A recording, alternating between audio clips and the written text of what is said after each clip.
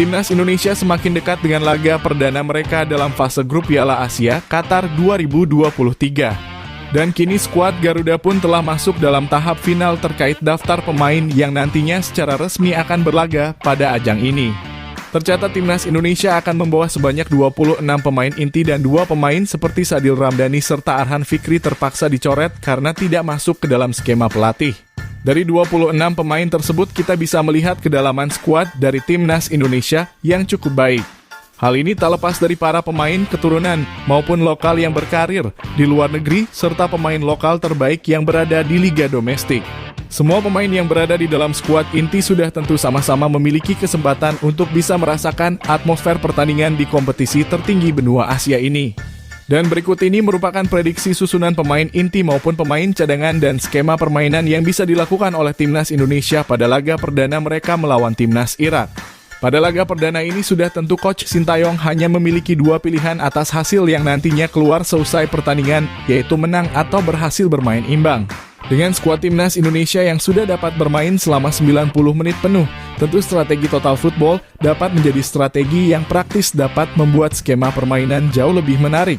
Seluruh pemain akan bergerak secara dinamis di dalam lapangan dan saling mengisi kekosongan posisi antara satu sama lain.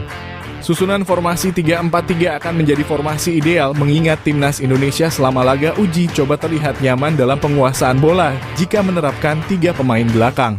Memasang Hernando Ari sebagai skuad inti di bawah Mistar Gawang menjadi kemungkinan yang paling realistis mengingat Coach Sintayong selalu memberikan pemain muda yang satu ini jam terbang bersama Timnas Indonesia. Meskipun memiliki postur kecil dan tidak cukup tinggi, namun ketangkasannya di dalam area kotak penalti tidak dapat diremehkan. Meskipun pada 2 laga uji coba saat dirinya menjadi kiper utama, gawang Hernando dijebol sebanyak 7 kali, ini bukan menandakan bahwa permainan dari pemain satu ini buruk. Karena sebagian besar gol yang tercipta adalah gol yang terjadi disebabkan blunder dari pemain belakang Timnas Indonesia. Di samping itu, posisi dari Hernando juga dapat digantikan oleh Syahrul Trisna asal Persikabo Bogor, atau Muhammad Riyandi asal Persis Solo yang pada beberapa laga terakhir sebelum berangkat ke pemusatan latihan tampil sangat baik bersama klubnya. Selanjutnya untuk 3 pemain belakang, nama Jordi Amat, Rizky Ridho, dan juga Elkan Bagot dapat dipastikan 100% akan menjadi pemain inti dari Timnas Indonesia. Meskipun bersama yang kita ketahui, ketiga pemain ini masih seringkali membuat kesalahan fatal pada laga uji coba, akan tetapi kualitas dari trio Garuda tersebut bukanlah sesuatu yang dapat dianggap remeh. 3 pemain ini telah memiliki jam terbang yang sangat tinggi bersama Timnas Indonesia dan juga memiliki skill pertahanan yang baik bersama Timnas Indonesia. Sedangkan untuk opsi pengganti yang bisa diterapkan oleh Coach Sintayong pada 3 pemain ini, terdapat nama Wahyu Prasetyo dan Justin Hubner yang juga memiliki posisi serupa.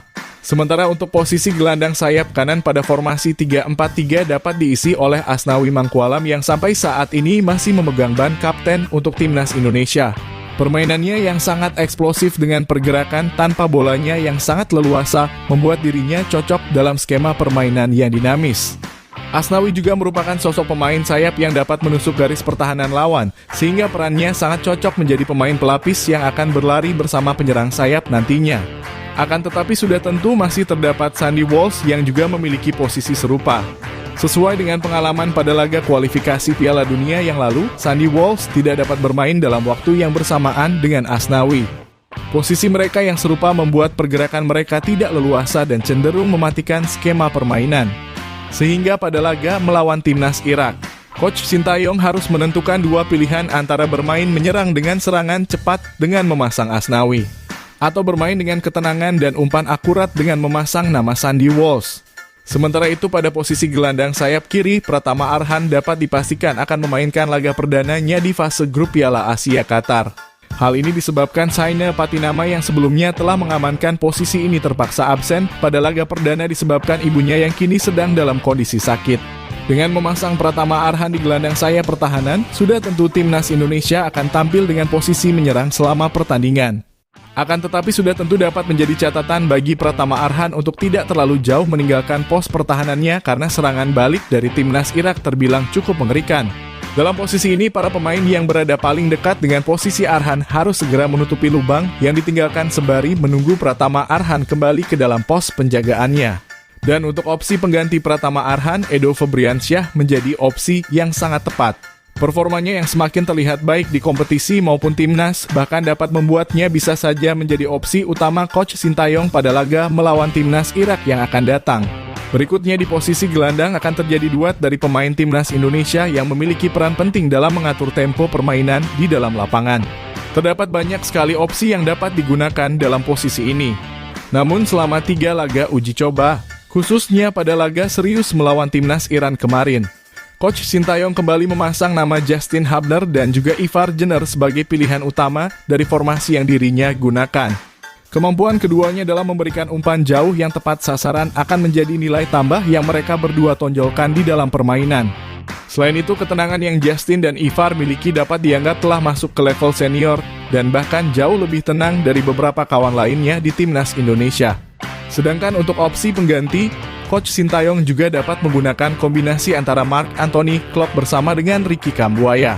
Kedua pemain tersebut pernah bersama-sama membela klub Persib Bandung dan keduanya juga memiliki hubungan yang kuat di dalam lapangan. Selanjutnya di posisi pemain sayap kanan dan kiri, Coach Sintayong dapat memasang nama Rafael Struijk dan Witan Sulaiman. Keduanya merupakan pemain sayap muda yang dapat melakukan kerjasama dengan baik sebelum memasuki kotak penalti. Kedua pemain tersebut akan melakukan kerjasama bersama dengan gelandang sayap yang berkemungkinan besar akan sering melakukan pergerakan tanpa bola tanpa disadari tim lawan. Dengan kerjasama yang baik dan terkoordinasi, sektor sayap timnas Indonesia dapat menjadi sektor berbahaya dari terciptanya peluang yang didapatkan oleh skuad Garuda. Sementara nama Egy Maulana Fikri dan Marcelino Ferdinand juga dapat dipasang sebagai pemain utama di laga ini.